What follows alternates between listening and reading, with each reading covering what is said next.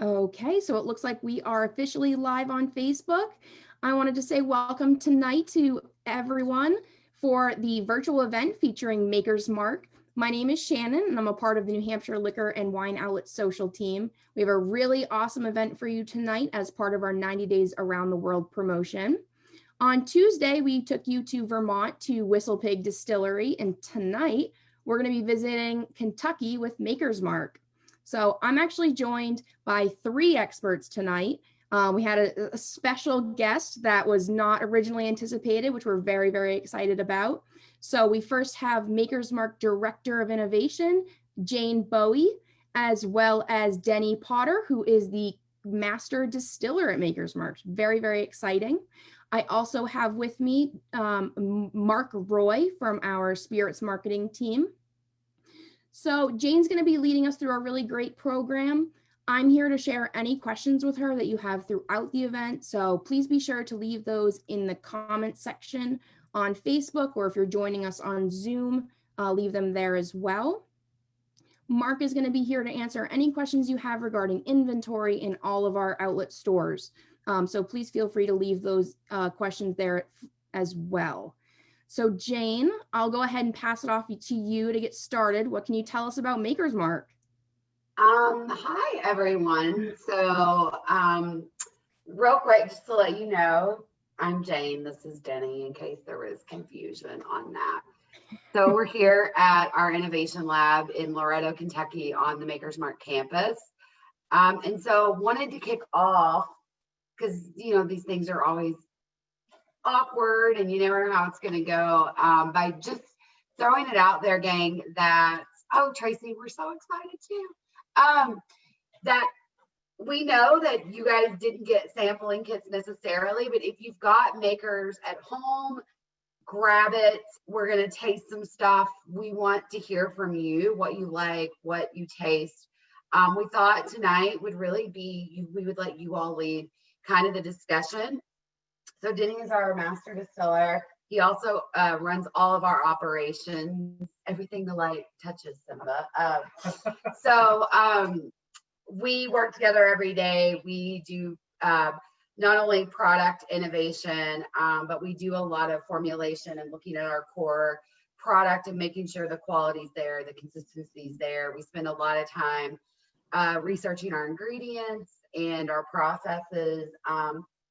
And yeah, so we can talk about anything you all want. We can talk about Maker's Mark history. We can talk about the distillery. We can talk about liquid. So we're gonna start talking a little, but please talk to us and let us know, because it's really, I mean, we hear ourselves talk about this stuff all day. Yeah, I mean, it's one thing when you're live, you can at least feed off of people's reactions, and you can kind of say, well, am I bombing right now? Or most of the time, is this interesting?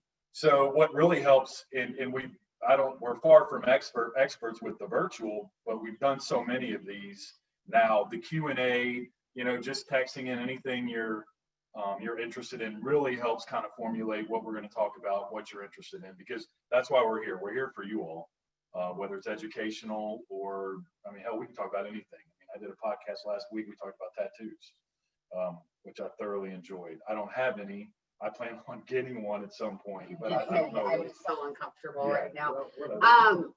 So just kidding. And just for like disclosure, we're in the same bubble. We're neighbors. We work together all day. So we're not being like we're not non-COVID believers. We are very much, but we are in the same bubble. So Maker's Mark. God, this is the worst intro ever. So Maker's Mark, we have been here on this property since 1953. We made the very first barrel of Makers in 1954. And it's really interesting, as the people, there's a third person in our little group, Beth Buckner, who's not here right now. She is our innovation manager. She comes from more of a technical science, chemistry, biology background. But the three of us, we really, 66 years later, innovate the same way our founders did. It's really interesting. There's a lot of different approaches to how to make whiskey, and how we do it at Makers is every product we've got, whether it's this new 101 coming on the market or our new wood finishing series that we just got released, that was a 19-month project that was so much fun. Yeah. More favorites. Yeah, more your palette than me. That's what's fun, is we all have different palettes and we all like different things. If we liked the same thing, there would be no point to this 90 days, right, Shannon? It would just be, here's the bottle. And that'd be really boring. So how we innovate is our founders came from the bourbon industry. He was actually a 6th generation bourbon maker in Kentucky. And he sold and got rid of the old family recipe and sold the brand and started completely from scratch here on this property in 1954. It's really interesting. He bought 98 acres and a distillery for $35,000. Can you imagine that deal? And he started with a taste vision, and it was really specific because he had grown up in bourbon. His godfather was Jim Beam. No, sorry, that was Bill Jr. His neighbor was Jim Beam. His social circle were the Motlows down at Jack Daniels, the Van Winkles, the Shapiros at Heaven Hill. And so he grew up in bourbon. You know, he was one of those people that was born into the industry, as so many people used to be. It's interesting. It's changing how you get into this industry. But he said, I want to make a bourbon that works for me. It's more approachable. Maybe you don't have to work to like it. And so for him, he sat down, pen to paper, and he said, here's what it should taste like. And the goal with Makers, do you want to talk about what the goal was? Since you make the whiskey. I mean, the goal of Makers was, you know, from the very beginning, to make something that was sweet and smooth and no bitterness. You know, they wanted to create a sipping whiskey. Most of the whiskeys at the time were not necessarily sipping whiskeys, and especially the Samuel's recipe, or the whiskey they had made for generations, really had a reputation of something you drank quick to get drunk quick. You did shots of it, right? It wasn't something you really sipped on and enjoyed. And I think that was something that kind of led them out of the industry temporarily when they sold the old distillery. But then they realized, you know, they had a passion for doing this, but they wanted to do it differently. And they wanted to do it with that vision in mind, which was to create that sipping whiskey. And that's basically how we started in 1954 when we did that recipe with the new recipe. Yeah, and so they took the rye away. They put in soft red winter wheat, which grows here local. It's the type of wheat that works best in Kentucky. And they wanted a creamier, rounder, Denny's Point, softer, more sipping whiskey. We always say the goal is maximum flavor, minimum pain. Like those are the styles of whiskeys we like to make. And we work really hard. And then bitter was another one. People like different things. They had a real aversion to bitterness. I always laugh, like, you know, the IPA movement's kind of dying, but he really wouldn't have liked that at all. That hoppy, just overly bitter, like that wouldn't have been their palate. So they started with this mash bill that was going to be different with wheat. And then a lot of the processes were geared, and he consulted friends in the industry. He went to the Motlows at Jack Daniels and said, what are you doing that works? He went to Pappy Van Winkle, who was at the Sitzel Weller, making old fits, and said, you know, what are you doing? And Jeremiah Beam. And so it really was very purposeful from the very beginning. And 66 years later, it's still how we innovate. As we start a new project, my number one job objective from Rob Samuels, who's the grandson, is I'm not allowed to throw shit against the wall. Like it's you better know where you're going, or you get mission creep really quickly, because our industry and jobs are really fun, right? I mean, there's a lot of different things you can do. A lot of rabbit holes. So we always start with the taste vision. So for example, with Makers 46, it was our first ever new innovation. We celebrated 10 years this year. I don't know if you guys got any. We did a very small release of a cask strength 46. Did you guys get that this year? No. It was mainly in Kentucky. That maybe next year. I'm sorry if I'm making things awkward right now. But Bill Jr., who created that, his parents created. That would be great. Next year. Nancy said I did so good. And share tasting notes if you've tasted it. So 46 was our first new innovation 10 years ago. And it was created by the son of the founders. And it's so interesting. He is one of the people, along with Jimmy Russell at Wild Turkey and Booker No at Jim Beam, that really put bourbon on the map in a lot of ways in the modern era. They got out, they did things like this before things like this really existed, right? Like they probably came to New Hampshire and would find 6 people at a restaurant and said, I'm going to talk to you about bourbon. They didn't have these forums necessarily. And so for 40 years, his whole job for his mom and dad was go find customers. Nobody's drinking bourbon, go find customers. And so when he got ready to retire, he realized, like, I've been here 40 years and I've not actually done anything except found customers, which he found a lot of customers. Like he was really good at his job. But before he left, he said, I want to make something. And instead of changing the mash bill or reinventing the wheel, he actually got with Denny, who was our assistant master distiller at the time. Denny's had a very long career. He was with us. He left us for a while, and then he came back to us 2 years ago. It's like a bird. We released it, and then you came back. If you love them, let them go, and then they'll come back. Probably the nicest way you've ever put It's the nicest thing I've ever said to you. So that project, the whole goal was he wanted to make a maker's mark for his palate. It was very inward focused. There were no ambitions for it as far as a product. It wasn't, we're going to make this brand and it's going to be 1 million cases. And it was literally like, I want to make something and tinker before I leave. And so Denny was actually with Kevin Smith. They were the ones that led that project. Do you want to talk about kind of how 46 started? Because that really is the foundation for all the innovation that's come after. Yeah, I mean, It's actually a really great transition. Sorry, this is a really great transition. We actually had a question about the 46 and how it differs from the regular makers. Perfect. Yeah, so that's a good lead in. So, up until 2008, all we had done was classic makers. I mean, that was everything since 1954 when we did the first barrel. So when I came on board makers the first time was 2003. And, the one thing that Bill said to me literally the first day on the job is, this is my parents' whiskey. This is my whiskey. Don't F it up. But what he also meant by that is, yeah, normally I don't. You never know. That's the other thing with virtual. You have no idea whether you can cuss or not. So I try to default without. And so, but part of that was the focus needs to be, directly on this bourbon because one, I mean, we really, we weren't an international product. We had a lot of growth to do just in the US, much less international. And so it really was about staying focused on that liquid because we had it right.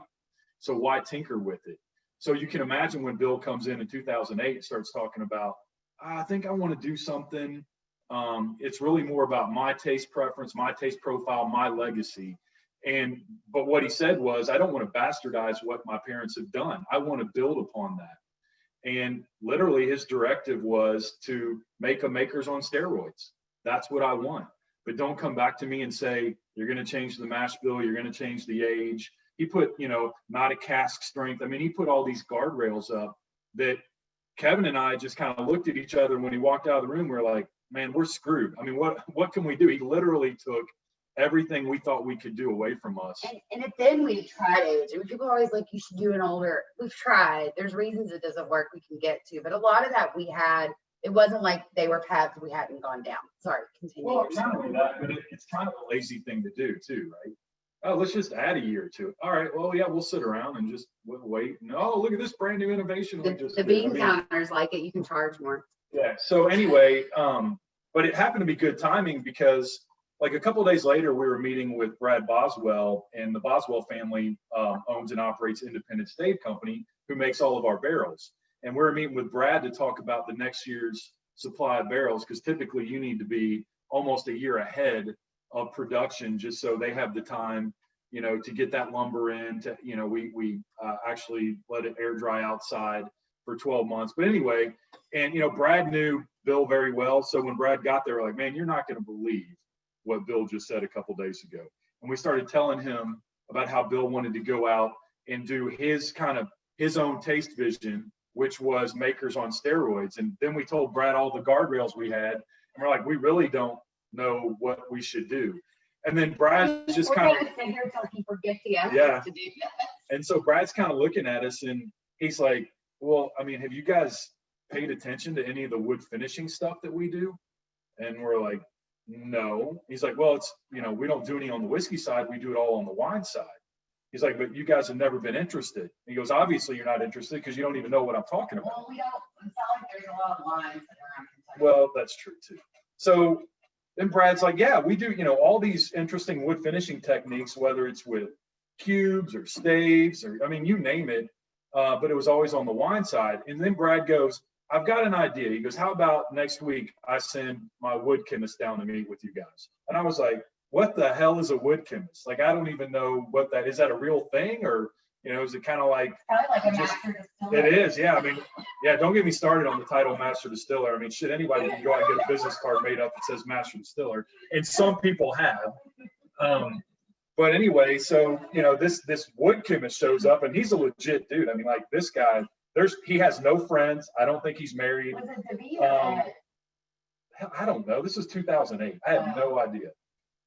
He had no personality. He may not even said his name. So anyway, we started, just talking about the scope of the project and really how to build some structure around it. And so in those early days, that's exactly how we started. We were looking at wood finishing. So taking, classic makers, which typically is aged 6 summers or roughly 6 years. And how can we utilize these wood finishing techniques that Independent Stave is so good at? And so we started playing with the cubes. We did research with small barrels, and there were all these different things that we tried. And, after, a lot of experimentation, what we came up with was the stave process. So where you would actually pop the head off the barrel after you emptied it, and then you would attach these French oak staves to the inside of it because, they've mastered the art of cooking, toasting staves to elicit specific flavor profiles. And no, I don't think you can handle your booze anymore. So, oh my goodness. I mean, seriously, like you're making me nervous. I have to say, everyone, the audience is loving your dynamic. So, well, they love it. It grates on me a little bit, but so anyway, we ended up coming up with this process where you dump the barrel out, you knock the head off, you attach these 10 French oak staves, put the head back on, then you put that same liquid back in the barrel.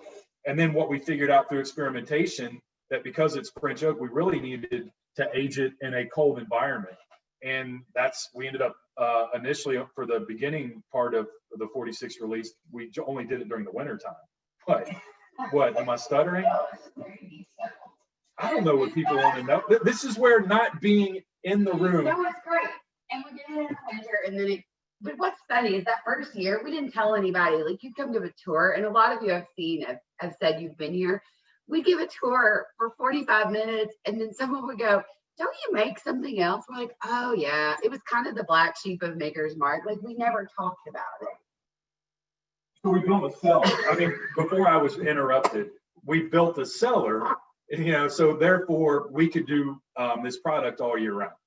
But what's interesting was through all that experimentation, it was about 1.5 years into it, maybe even further than that we finally hit that taste vision that Bill was looking for, which was Makers on steroids, Makers amped up, heavy vanilla, heavy caramel. And so when we brought, Bill back into the fold, and obviously Bill was working on this with us. When I say working on it, he'd show up every now and then and drink. And yeah, wrong, bad. So yeah, we knew that we thought we nailed it. So when Bill came in, he definitely agreed with us, and so we were very happy about that. And then it was kind of turned over to the commercial team, and it was what are we going to call this product? Like, we never even thought about what we would call it. Funny the whole time, if you know Bill, he's hilarious. And so the whole time they're working on this, he goes, you got to keep the marketers out of the room. Like, no one ruins a product faster than a marketer.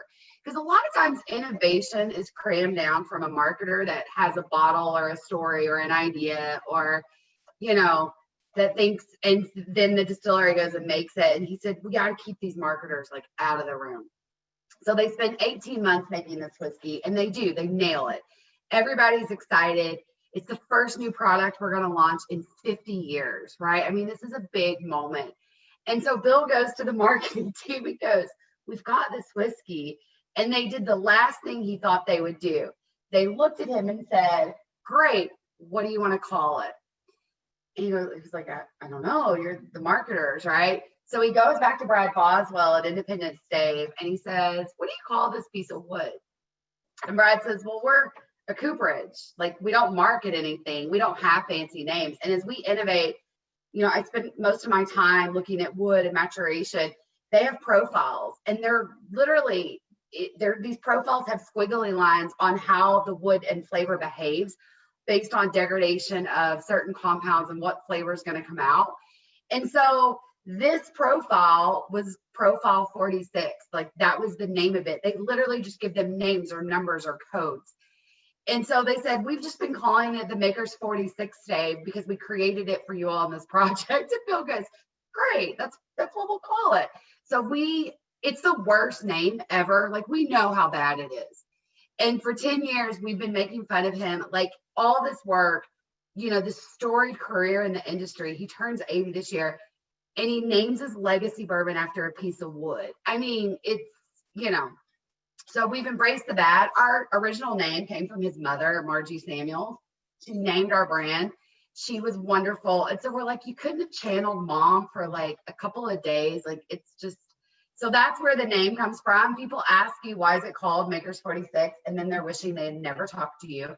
But yeah, it's so fascinating. And that project, you guys did what, like 125 experiments? Yeah, we did. Yeah. And it was big barrels, small barrels, you said cubes, different types of wood. And here's what I would say. When you innovate based on a taste vision, the vision, like the flavor comes first, and the process, you wouldn't have chosen this process. No. It's labor intensive. French oak is really expensive. I mean, really expensive. And we're, rehandling the barrels, and you're opening them up, and we built this facility. Like, it just, nothing about it made sense. The name's stupid. The bottle looks pretty. But the liquid is amazing. You're really selling it here, Jane. Really selling it. Because the liquid's so good. Like, the liquid is amazing, right? The process doesn't make sense. Like, it's hard to understand. It's virgin French oak. It's one-time use. So it's not traditional finishing if you're a Scotch drinker and you're used to like the sherry butt finishes from the Glenmorangie days or the Macallan days, or, so that was our first. Why? What did you come to this? Why? Oh no, you're on the roll. Keep going. Oh, please. So this was 10 years of 46. And so we planned to do this little tour and celebrate Bill and take him on a tour and roast the hell out of him because he hates cast strength whiskeys. He hates cast strength whiskeys. So we were going to bottle a cast strength version just to screw with him since he turned 80. And it got canceled, obviously. So we ended up just releasing that mainly here in Kentucky. But people have loved it. So maybe it's something that could come next year. But that was the father of, I guess, our whole wood finishing agenda. Yeah, I mean, we had no idea at the time, right? So, I mean, I literally, the month that 46 was released, I got asked to go do something else within the company, and I did. What did you do, Jenny? Because you love this story. I don't love the story. I love the journey. Yeah, but the journey, the story. I joined the circus. You didn't join the circus. I didn't. No, I got zero skills to join the circus. I'm almost positive. You cannot juggle. I can't juggle. All right. Go to the tennis okay. So our bigger group, we bought. Denny, I hope you realize you are going to have to perform some type of a juggling. Yeah. Oh, I could juggle. Oh, yeah, that's easy. 3. I mean, 4. I think you could maybe swallow fire. I don't know that the ambulance isn't going to have to come, but I think maybe you could do that. Anyway, so the company, we had bought a brand and an operation. We bought a rum brand, which was Crucian Rum, located down in the Virgin Islands, down in St. Croix. So they asked me to go run that for 3 years with the idea that I was going to come back to Makers. So I left. It was probably the month before 46 was released. And, I left just, I knew Bill hated cast strength. I knew, we were on this new wood finishing technique that nobody was doing, but I thought that was pretty much the end of it. So then I'd come back after 3 years, worked at another facility, and I'm like, yeah, I need to. So I left the bigger company and went to a competitor. And I was hearing what they were doing here. I heard about the private select. I heard about, obviously they came out with the cast strength. So that's when I knew Bill was pretty much stepping out and Rob was stepping in, because that wouldn't have happened with Bill. But had no idea really that what we had done back then was leading to all these other things. But it wasn't, because there are so many things that kind of fell into place because we were inward focused, but it really made us kind of stay true to who we are, but at the same time allowed us to innovate in ways that nobody else was doing. So it was just kind of crazy. And then, when I came back immediately, in 2018, I get credit for all the wood finishing stuff, all this shit that Jane was working on. Everybody's like, man, it's so much, man, this stuff you're coming out with is phenomenal. Yeah, so Denny had been at Heaven Hill, which great friends down the road, and he and I actually trained under him. I started almost 14 years ago, and I started in an ambassador role. So I started out educated in the market, and then my dream was to make whiskey, and then I have no skills to be a distiller, so I blend and I innovate, and I have great people skills, whatever. So he and I say, Fred, so your first day back, I was so excited you were back. We're walking across campus, and I'm showing him all the updates, and we stop. And Denny goes, so you're running innovation. And we had talked, but we didn't talk about work a lot when we got together. I mean, we would talk shop a little, but really just, families and friends and stuff. And yes, you're like, I have a great idea. Oh, damn it. It's not a bad idea. I said, why wouldn't makers? That's a wonderful idea. Why wouldn't makers do a bottled and bond? Why wouldn't we do that? Listen, I'd left Heaven Hill, came back. Obviously, they've got an incredible portfolio of bottled and bonds. And I mean, when I went out, there was a lot of, because I was master distiller there, I was doing a lot of bourbon educations as well on that side, and talked a lot about bottled and bonds, and would see the reaction of people. They were, there was an affinity to that because it had been around for so long. People just didn't understand what it was. It's a sign of quality. And then, so I say that in front of Jane, and I'm pretty sure Rob was there too. And you talk about an idea. Yeah, and they're cackling. It's not that it's a bad idea. I think what's interesting for consumers is that different distilleries are innovating different ways. And I think it was more, we were working on stuff. We just weren't releasing. Here's what I would say. It takes a lot for us to have the confidence to birth a whiskey into the world. We're not going to let you taste the 99% of the things that taste like shit and go bad and go wrong. We spend most of the projects end up on the cutting floor, right? And it was more just, Well, to my defense, I didn't know that 101 was coming back. So 101 was coming back. And this, have you guys seen this yet? So this is one of our personal favorites, right? And what's so interesting, this is a traditional bottling we did. We actually started as early as the 60s. They would do a 101 bottling. I don't have that. No, I have it upstairs in my office. They would do it for export a lot of times here and there, or as gifts and around the holidays, or and it had different iterations over the years. We got the gold one as well. Sorry, is this weird? So we've had these different iterations, and it's something that Rob really loved, and we all really had a lot of heart for. And so we're just bringing it back this year for the first time in 20 years. And it's so funny. So Maker's Classic is at 90 proof. And then our cask strength is actually usually around 110, which is very low for our cask strength. So we go into the barrel, legally you can go into the barrel as high as 125. We actually go in at 110 because Maker's has been around since the 50s. We predate the 1962 entry proof change in regulation, which said you can go in at 125. So because we go in at 110 and because we rotate our barrels halfway through their life cycle from the top of the warehouse to the bottom, our bottle proof or our cask strength is right around that. So to have a 90 proof and then a 110, you're like, what's the point of a 101? And I actually, when I started working here and Rob started talking about bringing it back, I kind of called bullshit and was like, I don't know that there's a place for it, honestly. And then when we tasted, so proof is an avenue for flavor. So when you think about flavor and there's all these things going on in this whiskey, and if you've got a glass of Makers, I hope you're sipping with us. And that classic Makers at 90 proof, everything's really singing in harmony together. And you're getting the best of the distillery, you're getting the best of the barrel. So you're getting vanilla, you're getting caramel, you're getting some of the fruit characteristics, some of those baking spices, but they're also cohesive. Nothing's really probably standing out. Cask strength, I think you get everything the barrel brings. Like the barrel is on display.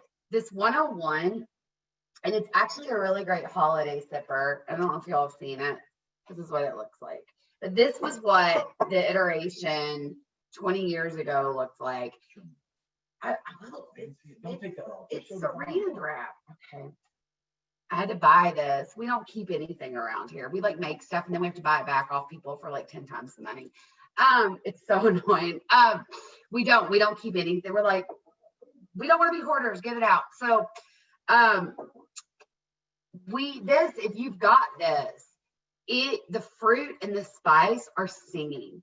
And when you think about Christmas time or the holidays, right, and you get like fruitcake and some of those flavors, like that 101, it's a totally different expression of Makers.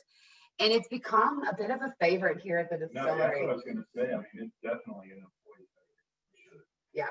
I mean, we're lucky we make it here, so we all get to consume it safely, not at work necessarily, but it's occasionally.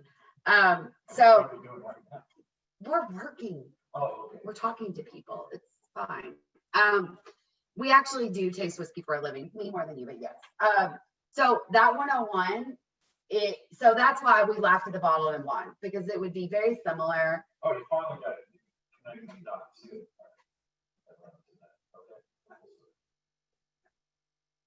By all means, you pick the next topic. If you have questions, Shannon, yeah, sorry. Yeah. Jane, speaking of that 101, we actually just started releasing it in our stores. We did 150 case buy and it's just starting to hit our stores now. So perfect timing. It's so good. Have you had it? We bottled a crack load of it, obviously in August and September, just in preparation. And what's interesting is this is because of, I'm also our plant manager, so I get to deal with all the bottling issues as and well. And crack loads and actual measurement unit of measurement. So you'll see that we use kind of this gold flake on the bottle for the actual label, or as a kind of tribute to the gold wax. You talk about a huge pain in the ass. So like, as we package that thing, we actually have to drop it in a plastic bag because it'll scuff. And even when we run it down the line, we got to make sure that there's not bottle to bottle contact and everything else. But that being said, it is an incredibly beautiful package. I think everybody here loves it. It's probably going to change though because it's a nightmare. Yeah, we want to get away. And I'm not sure, we actually had experimented with a different type front on that where it looked the same, but different material. So some of that went to market, but we've switched back to where we got to put it back in the bag. So I'm not sure what you guys got in that market, but know that we are looking to eliminate that plastic bag. Because it comes in a gift box. Yeah, it's a beautiful. It's meant to be, it's something they always bottle for gifting. So we bottled it for gifting this year. So any questions? Mark, have you tried it? Quite a few. Actually, we've had quite a few people mention how beautiful the distillery tour is. And so I was hoping you can kind of talk about that and how it may differ from an ordinary tour. And if you're still open for tours right now. We are very limited. We're really lucky. So first of all, you got to really want to come here. We're not on the way to anything. You're going to feel like you're lost about 12 times and then you just keep going. There's 3 roads in, the back road, the back road, and then through like the Hutchins farm. So those are the ways in, but we're really lucky. We have a lot of land. We have 1,100 acres here on site. And so we've grown in a really interesting way. Our founders, we had co-founders. It was a husband and wife. He made the whiskey and she kind of did everything else. And so she restored the distillery. She basically turned it into a National Historic Landmark. So all of our buildings date back to the 1880s. So it's really like you're in a little Victorian village. And actually, I don't know that we're decorating for Christmas this year. We're doing a little, yeah, we're putting some wreaths. Oh, it's so beautiful. We typically do candlelight tours the first 2 Saturdays in December. Do you remember that year we did ice skating? we're gonna lose the distillery because someone's gonna see us. We literally are begging a lot of things. Ice skating at whiskey distillery. So after people would say. So actually that mint julep works really well with hot chocolate. So sorry. So it's a beautiful tour. And then what she did that was so thoughtful, and a lot of distilleries have had to spend massive sums of money to try to do this, and she did it purposely. She integrated function and form. So she actually made the operations very transparent and accessible to people. So we were the first distillery that actually ever had tours in the Bourbon Trail. And it wasn't like people were coming. It probably was you were lost and we hijacked you and made you come on a tour. But so you can really get up and touch and see and taste our process throughout. So it's a very comprehensive tour. Here's what I would say though, if you're gonna come to Kentucky, do them all. Every distillery is so different. Every distillery has its own point of view and philosophy of what matters. You'll learn something new from every single one. They're all great. Don't just come and spend, do one tour, do the whole trail. And it's not all process. Everybody, us included, have really looked to intertwine different aspects where it's not just about the liquid and the bourbon making process. There's a lot of history involved. And the locales, the Bourbon Trail makes a pretty good path through the state of Kentucky, and you get a lot of the local stories and history. So cool. Yeah. And it looks different, right? Like if you go to Woodford, it's in the middle of horse farm country where we're in a different part of the state. And so the landscape changes, the water sources change. But we're actually working right now to get people out onto our 1,100 acres. We have 2 lakes. Part of Denny's job is really, mine as well, yours is more quality control, mine's more flavor exploration. But we're an agricultural product, right? I always think we should put a nutritional label on our packaging because people are so obsessed with what they consume now. And bourbon is literally just grains, water, yeast, and wood. There's nothing else in there, right? It's natural. It's as natural as you get. So we actually study our grains and we grow grains here and we own our entire watershed. So all the water used for cooking and fermentation is coming from lakes that are on our property, and we own all the land that water touches. So we're trying to actually share that with people. We didn't know people were interested in stuff like that. We just thought we were the only people that thought that was interesting. So we're doing a lot of stuff like that as well, which is kind of neat. Yeah, we are. And I know one of the questions, are we giving tours right now? Yes, we are. Very limited. They're limited, and we did shut down. We shut down initially when the pandemic hit. Then we opened back up. Then we shut down again. Then we've opened back up about a month ago. But how you schedule your tour is different. It's got to be, you got to schedule it online. We're limited on the number of people that we can have go out on tour. And then, the unique thing about makers, and one of the things, there was a time where it actually would kind of piss me off because, when I was here the first time, we had a lot of people, but we didn't really have, we had VIP guests that would come down. It was always me or Kevin giving the tour. So whether it was a distributor group or, a key on-premise or off-premise account, Kevin and I were giving tours at least 3 times a week. And what was very interesting about that, and you learn by giving tours, was it used to piss me off. You'd finish that tour and you'd hear somebody kind of whisper yeah, they got another operation somewhere else. There's no way they make all of Makers here. There's no way they do it all right here. And I'd be like, wait a second, you SOB. No, we do it all right here. Don't get Denny on a rant about this. You walk through everything that we do. We were very transparent. You pretty much see our entire operation. And now, I love to hear that because we do everything right here. They do walk right through the operation. That being said, we have had to changed the tours because of COVID, mainly to protect the employees. So you do get to go into some production areas, but there's going to be no interaction whatsoever with the employees because we still run 7 days a week, 24 hours a day. We still bottle 2 shifts, 5 days a week, all on site. We So still dip every bottle. yeah, I mean, we hand dipped 30 million bottles last year. We're probably going to hand dip about 30 million this year plus. So that's you know, if we're not doing that, those bottles aren't going out on the market, then everything else shuts down and there's no experience whatsoever. But I think we've done a really good job. And Jane didn't say it, but her husband actually runs all of the hospitality here on site for Makers, and he's done an incredible job tailoring it so people get a great experience. Maybe not what they've seen before, but they're still going to walk away, I think, feeling impressed about Makers and definitely thinking they didn't waste their time driving out to the middle of nowhere. And it's only a 16-hour drive from New Hampshire. Because when I did this event last year, I drove with my 3-year-old. This is my favorite. Yeah, you never are going to Yeah, get I to do remember this last event. year I was like, New Hampshire's my favorite place to go. So, We love having you. oh my gosh, I love it. I'm so sad not to. Just based off of the comments of people that have met you in the past at Distiller Showcase, everyone's like, oh, say Jane, I said hi, we love her. Sorry, Denny, it's not selling a good one for you right now. Talk about old buildings. This building that we're in right now for the Innovation Lab is an old toll gate. And I'm pretty sure her ego's not going to fit in here. Oh, shut up. That is not true. No, I'm serious. I can see the doors are kind of buckling outwards. Oh, please.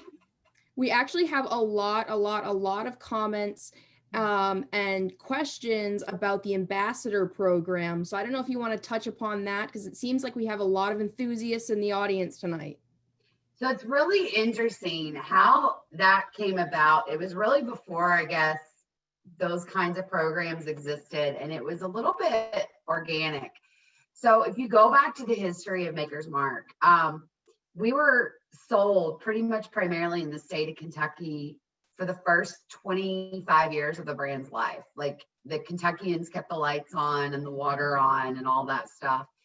And what happened was in August of 1980, a journalist had come down to visit and wrote an article about Maker's Mark that ended up on the front page, on the front fold of the Wall Street Journal. And it was this huge article.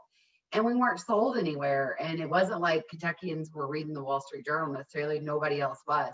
So suddenly all around the US, it blows up. And this was this predates everything. This was 1980. So they're getting calls and letters coming in, and they spent almost a year responding to every single letter and every single call and talking to consumers that were asking where to find the bourbon. And it became part of kind of the DNA of our brand to talk to our consumers. And because at the end of the day, it was how the brand grew. That article and those consumers and the fact that they kept talking to them was how we started getting national distribution. It was how the brand started to grow. I mean, think about it for a second. This was 1980, and this predates Blanton's. This predates, the small batch collection. This predates Woodford. This predates Buffalo. Like, none of those brands existed then. And there wasn't a lot of bourbon love anywhere outside of our own state, maybe in the South a little bit. And so once that became part of the DNA, they said we should formalize this. Like, we want these consumers that love us and that we want them to have a voice when it came to the brand, and we want them to be part of the brand. So I don't remember what year it actually started, but it's our kind of loyalty. And I hate using that word because I think it's so much more than that. And it's something that, so they're the first people to hear about anything we're doing, any decision we make, good or bad. They're the first to hear, and they let us know if they don't like it. Typically, they get invited to events or things that's going on. Usually get a holiday gift. This year's holiday gift, if you're an ambassador, is my favorite thing we've ever done. I hope you all love it. I think people will. I love it. It's a little bit COVID related. It's not a mask. No, I know. I don't think we tell you that stuff. No, What? You're dying. He's the worst secret keeper. We don't tell him anything. So Bottled and bond. All right, so yeah, so you can sign up to be an ambassador. You get your name on a barrel. So I actually was an ambassador before I worked here. I don't know if you were or not. You weren't. Yeah. So I'll tell you my ambassador story. I don't know if it's interesting. I grew up in a dry town. So at the time, this as recent as 10 years ago, over 50% of the state of Kentucky still had prohibition. In fact, my town just ended prohibition after 120 years this week. It was so exciting. So yeah, and so nobody in my family drank. It was very taboo. Like I never saw anyone drink. And my grandma died in 2006. And we were cleaning out our house. And my grandma used to have this special tea she would drink. And come to find out, it was bourbon, peach schnapps, and unsweetened iced tea that she would drink. And it was grandma's tea, and it was different from like the normal tea. And so when we were cleaning out the farmhouse, we found a bottle of Makers, like tucked back behind sweaters. And my grandma was a closet Makers drinker. So I signed up to be an ambassador, and I actually put her name on the barrel. And this was about 18 months before I worked for Makers. So it was really, and it was like a moment, and it was just kind of something the family bonded. Like this was a brand my family loved, and my grandma liked it, and we didn't know. I just thought she was a teetotaler. So sorry, oversharing. Yeah. So you can sign up. You get a barrel. You shared your Yeah. secrets. What? You shared all of Grandma's secrets. She was way cooler than Jane, I imagine. She was a diehard feminist in rural Kentucky. Yeah, she was awesome. She was a genealogist. We have a few questions about products available at the New Hampshire Liquor and Wine Outlets. So Mark, in just a moment, I'll have you share some of those, but I did want to introduce everyone to the current 90 days around the world promotion that we're running, which is tonight's event is part of that. So as this promotion, we're going to be offering everyone the chance to win some really cool prizes. So what better way during the quarantining and COVID-19 than to build your own at-home bar?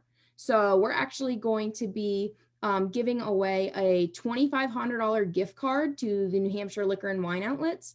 And included in that prize, you're also going to have some one-on-one guidance from our team of experts, just to be sure that you pick all the right products to stock your bar. So entering for the chance to win is super, super simple. I'm sure everyone here probably has either an iPhone or an Android device. So you're just going to go ahead to your app store and download the Scavify app. Spelling on that is Scavify. And every time that you join an event like the one tonight, you're going to earn points. And the more points that you have, the bigger the prizes that you'll be entered to win. So every event night, we're going to have a code word, and you're going to go ahead and enter that code word into your app. And so make sure you're listening for that code word every event that you join. Tonight's code word is WAX. WAX. WAX is the code word for tonight. So now that I've gone ahead and introduced that and shared that code word for tonight, Mark, if you wanted to share what we currently have in inventory at the outlets, we have some individuals asking for specific products. It seems like there was some exclusive one-off products that seemed like they were interested in. So I don't know if you just want to go ahead and share what's currently in stock in our stores. Sure, I'd be happy to. Thanks. I'm just waiting for Jane and Denny to start giving each other noogies down there. They're going at it like brother and sister. I love it. No, we got to good. I will beat her ass. There is no doubt about it. There's a creek right outside this front door, and trust me, she's going to end up in it. We do want to, if you guys want to hear, we'd love to talk about the 2020 release, Mark, when you get to it, just to give some insight into what it's about. Okay, so I'll end with that one, and I'll let you guys jump into that. We obviously have the regular lineup of the Maker's Mark. We also have Maker's Mark Cast Strength. We have the Maker's 46. We do have some bottles of the Maker's 46 Cast Strength that Jane spoke about earlier. There's very few out there. I will preempt that by, if you go on New Hampshire Liquor and Wine Outlets.com, you can look up Maker's Mark, and it'll give you everything that we carry. We also have the Maker's Private Selection. We've done a number of private select barrels. Unfortunately, we're only on for an hour tonight because I know Jane and Denny could do another hour just on that selection of private selections. It's a great process, especially if you can go down to the distillery and do it. They kind of put you in a fish tank so you look like you're on display as people take the tour. You're in a big glass room, and it's an incredible process. And also we have the Makers 101 that I mentioned earlier. That's just hitting stores this week and next week out in select stores. And then we'll also just release the wood finish series for 2020, which I'll let Jane and Denny tell you about. Awesome. So wood finishing, to Denny's point on 46, has become something we do often. And those private selection barrels, right? We partner with great customers or friends to let them actually create. I saw someone ask, do you guys do single barrels? Not in the traditional sense, but we do actually let customers create their own single barrel using our wood finishing technique. So the private selection program is something we've been doing for about 4 years, 4.5 years. And what happens is, folks like Mark would come down and go, here's the taste vision, or here's what I want to make for our customers back in New Hampshire. And we start with the taste vision, and we make a single barrel of Makers, choosing different oak to finish the whiskey in to create different taste profiles. So we've been experimenting and studying where flavor comes in oak for a decade or longer. And last year, we decided to do the very first ever limited release to kind of just bring people along on this flavor journey with us. And these limited releases, the whole idea is we want to celebrate some of the choices that Bill and Margie made in the 1950s of things that we do here that have major impact on the taste of Makers. So like last year's expression was called RC6, again, terrible name. This year's name is even worse, so we're just calling it the 2020 release. Do you want to hand me? This is what it looks like. So last year's taste inspiration was actually our proprietary yeast strain. We still propagate all of our own yeast on site. It's a pain in the ass, but it contributes this wonderful flavor. So I saw someone said, I love the RC6. It was bright and fruity and spicy, and it was to celebrate that yeast. This year, we decided to celebrate the fact that we still air dry all of our wood outside in the elements before it gets made into a barrel. It's called seasoning. And when you think about oak, a white oak is quite flavor neutral, and there's a few different levers you can pull to create the flavor naturally. So there's how you dry it and then how you cook it. So the fact that we air dry our wood outside, it's not typical in our industry. Usually you find it sits on the lot 3 to 6 months, then it goes to a dryer, then it goes to a kiln. So we let Mother Nature dry it. As the maturation gal, it's the number one thing I'm most proud of we do. It's super geeky, but whatever. And what it does, it changes the chemistry of the oak. It actually leaches out a lot of the tannins, and then it starts to break down the lignin and the hemicellulose. And when you break these things down, you get vanilla and caramel, which are all the yumminess of where the barrel flavor comes from, right? So the goal this year is we wanted to create a wood finishing expression that celebrated that and was amped up vanilla, amped up caramel, had enough spice to kind of bring it together and make it interesting, but that was tannin free, which that was the real kicker of that whole. We thought like this was going to be so easy, like how basic, right? Wrong. This is actually the first time. Remember I said we're married to the taste vision, we're not married to the process.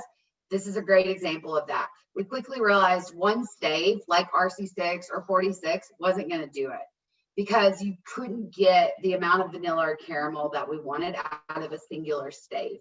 So we ended up going, we knew we had to do 2 staves. We knew we were going to have to do different things. Then we found out that if you really want vanilla, the vanilla becomes very prominent out of American oak at around 2 to 4 weeks. Caramel, French oak's going to give you more of it at about 5 to 7 weeks. So suddenly you can't even put them in the same barrel. You got to go different batches of bourbon. This product ended up being, we made 3 different batches of bourbon using 3 different finishing techniques, and we blended it. It's the first time in our history we've actually blended different bourbons for flavor.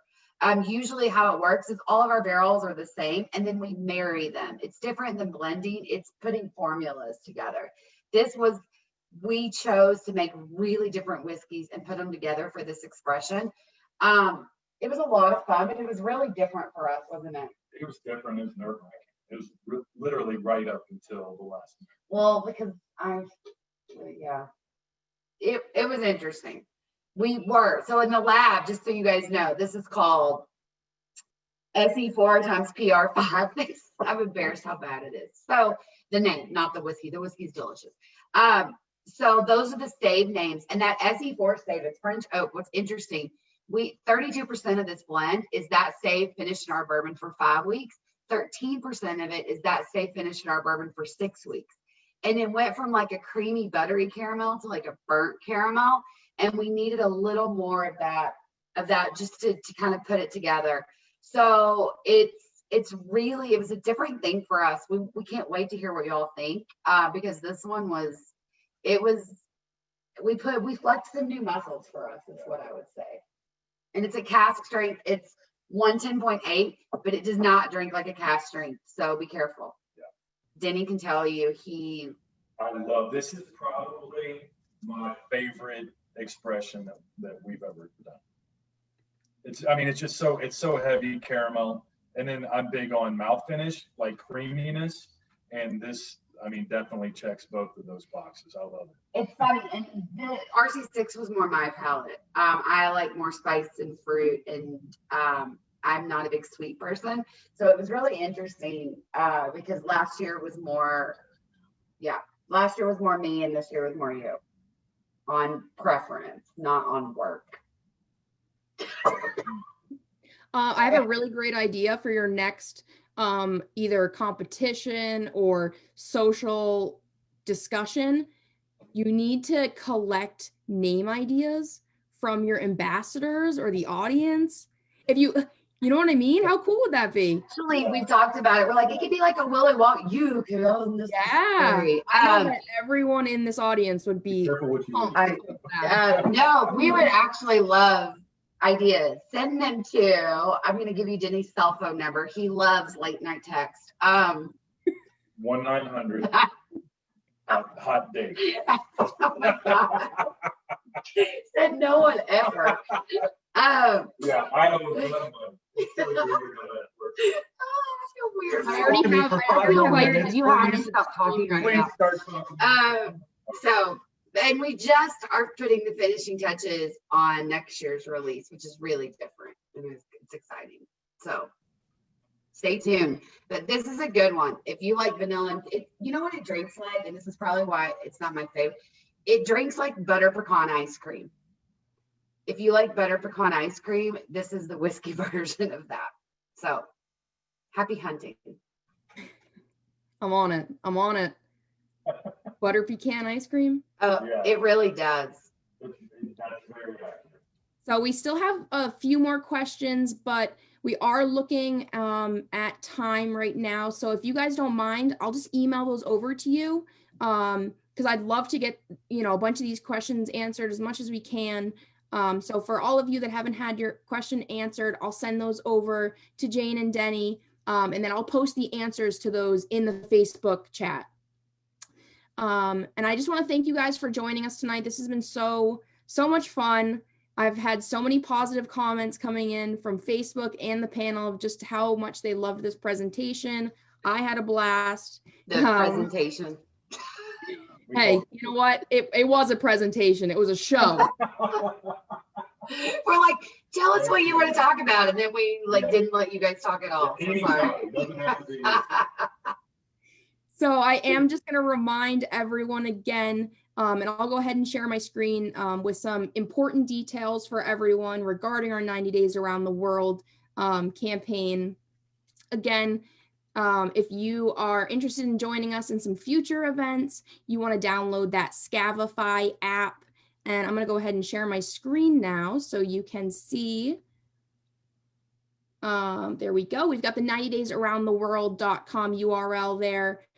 So definitely enter for your chance to win that $2,500 Ultimate Home Bar. Again, code word tonight is wax. It's very fitting for makers. And again, I just want to thank Jane for joining us, as well as Denny. That was an awesome surprise to have you join us tonight.